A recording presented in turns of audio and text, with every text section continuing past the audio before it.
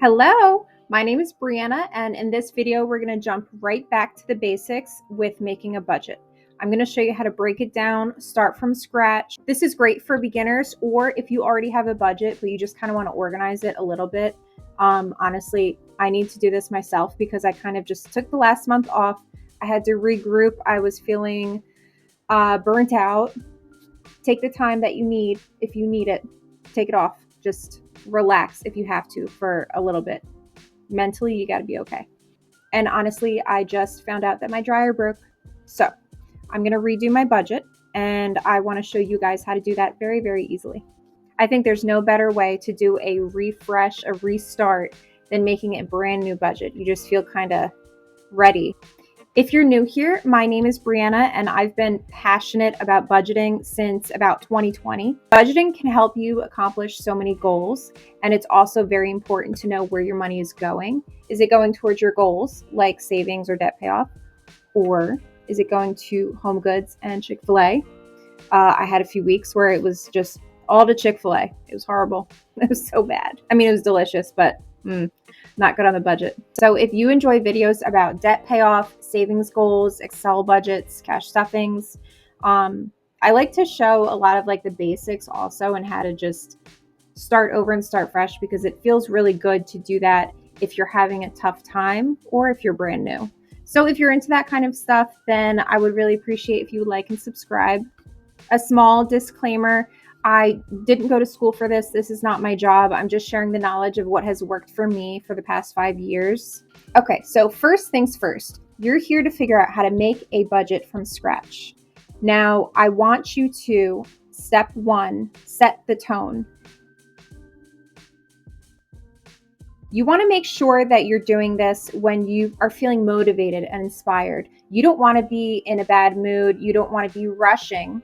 You don't want to be tired. You want to be ready to give it your all and to be able to focus. So you want to try to minimize distractions, and then also make it a very comfortable environment where you just feel like you can be yourself and you're not thinking about like, oh, it's too hot in here, these pants are too tight, my head hurts. Light some candles, get some coffee. That's my thing. Love me some Pooh Bear, always. And yeah, so just put on some comfy clothes, your favorite show in the background. Mine would be Gossip Girl. And play some music, whatever you want to do that's going to help you focus and kind of make it like a positive experience, because you want to come back. You don't want to think about it and be like, oh, that was such like a terrible time, because you're going to correlate that horrible feeling that you had with budgeting when they may have not been related. You may have just been having a bad day. So try to do this when you're having a good day. Try to just surround yourself with things that you really enjoy and that can help you relax. You want to make it your happy place.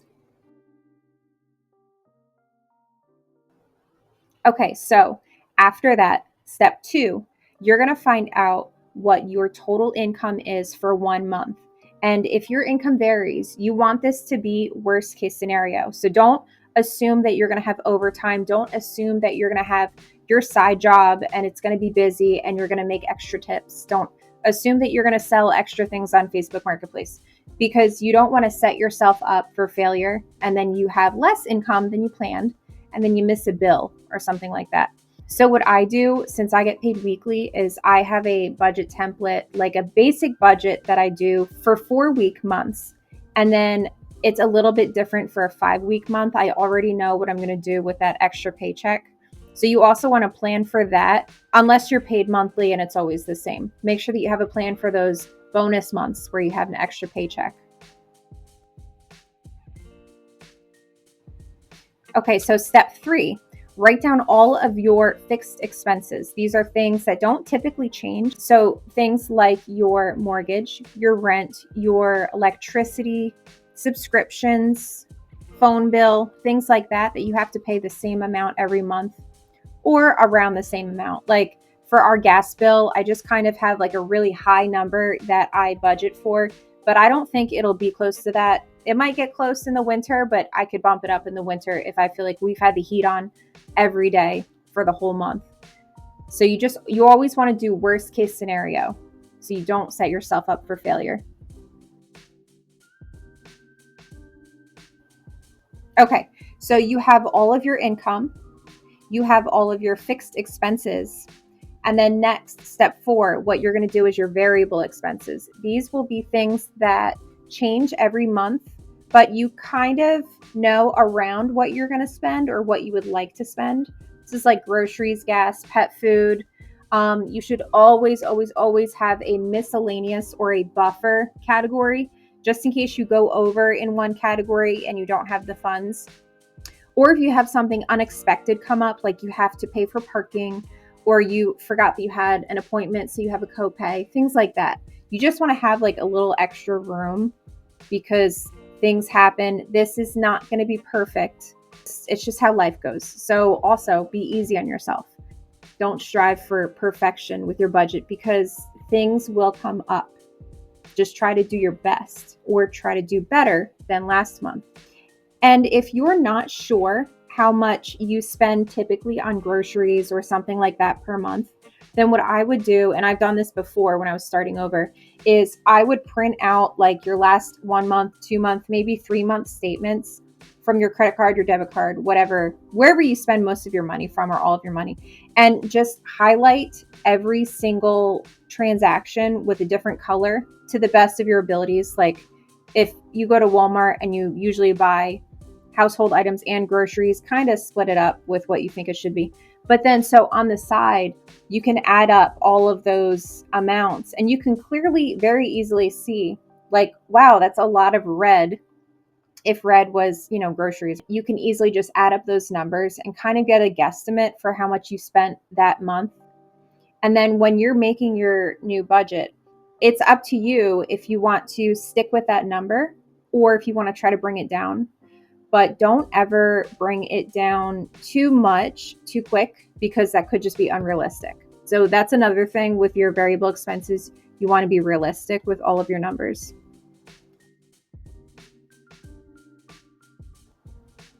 Okay, so you have your monthly income, you have all of your fixed expenses, you have your variable expenses. Now, what you're going to do is take the difference. So you have your total income, subtract your fixed expenses and your variable expenses, and see what you get from that. With what you have left over, it's up to you what your goal is for your budget. Are you trying to make a large buffer for your checking account? Are you trying to save for 1 month ahead? Are you trying to pay off your debt? Could this go to extra debt payments? Are you trying to get your emergency fund started or finished or, whatever? Do you have a vacation coming up? Those were all of your basic expenses. And now is where you're going to think about your goals, but also think about, do you have anything coming up that you will have to pay for? These could be called sinking funds. So this could be vacation. If you know that you have a big party coming and you have to buy cake, buy decorations, buy presents, buy this, things like that. Are you going to a wedding? Do you have to buy a gift for that? Do you have to buy a dress for that? It could also be if you have a vet appointment coming up. If you know that your dog is getting their teeth cleaned and it's going to be like $600, you want to make sure that you have that money and you can just split it up for the next few months. So this is the really exciting part, right? You get to actually see what you can do with your goals and what you can achieve with the money that you have left. But it's kind of hard to see where you'll be in a few months if you're just making a budget for 1 month. So this is like my favorite part, and I'm going to do a video about this. Typically, I like to see like 6 months or 1 year or even further into the future. So I would get an annual spreadsheet, and it's up to you if you want to use Excel or Google Sheets. I don't know what other programs might have all those functions, but my favorite has been to use Excel. And my goal right now is debt payoff. I think I'm 88% there. Super excited. I can't wait. So I have debt snowball spreadsheets, so I can see what month I'm going to pay off what debt. And then I know what month I'm going to be debt free, which means that I get to shift my goals into something else. It's just really nice to know, like, wow, this month I'm going to pay off this student loan. And then you look forward to next month you see that you're going to pay off 2 credit cards next month, or you're going to be halfway through that really big loan that you've been just going after for a year. It completely changes your mindset, and it's going to make you want to do better with your budget when you can see where you could be if you stay on the right track. So this could definitely help you from overspending when you can see what you can accomplish if you just keep going. And there are so many different types of spreadsheets out there. So usually I have the debt snowball, and then I will use that information in an annual Excel budget spreadsheet. So the type that I like is I'll have one tab for every month, and then I can set up my budget, and I can look at that debt spreadsheet, and I can see like, wow, I'm going to have this much left over at the end of my debt payoff. And then you can really hone in on what you're going to be doing each month. Also, when you have something that you can plan in the future, you could also do this in a notebook, but I just think that Excel is a lot faster, so I like to use that. But in the beginning, I did use a notebook, and I just had like 1 month, I had all of, everything was organized. But what you also should be prepared to do is know that if you have a vacation in September, and right now it's only March, you know that you have so many months until that vacation. So you count up that you're going to save, $200 each month until then. And that frees up more money. So it's not just like looking at your debt payoff. It's also looking at sinking funds that you were saving for, but now they're done with and you used your money. Now, what are you going to put that extra $200 towards? You want to always have a plan for your money. And the video that I'm going to make, I'm going to show all of the spreadsheets that I've used over the past like 5 years that are really user friendly and kind of have everything that I want in them. Okay, so the next step, and we're almost to the last step, is to make a plan for all of your extra income. I kind of touched on this in the beginning when I was talking about like if you get paid weekly and there's months that have 5 weeks, or if you have a side job, or if you do sell that TV that you've been trying to sell and now you have $150.